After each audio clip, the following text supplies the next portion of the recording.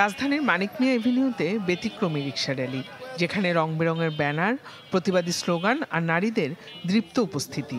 হাতে লাল সবুজ পতাকা, কণ্ঠে মুক্তির গান।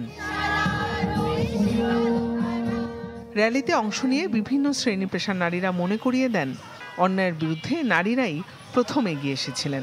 জুলাই আন্দোলনে হোস্টেল গেট যখন তালাবদ্ধ, তখন নারী শিক্ষার্থীরাই ভেঙেছিলেন সেই নীরবতা, নেমে আসেন রাজপথে।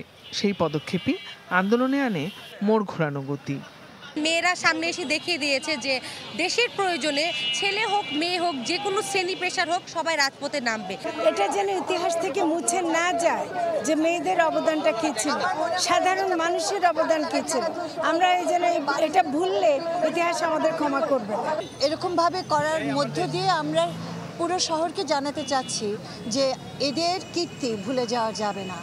একটি যত্নশীল সভ্যতার সূচনা ঘটাবো।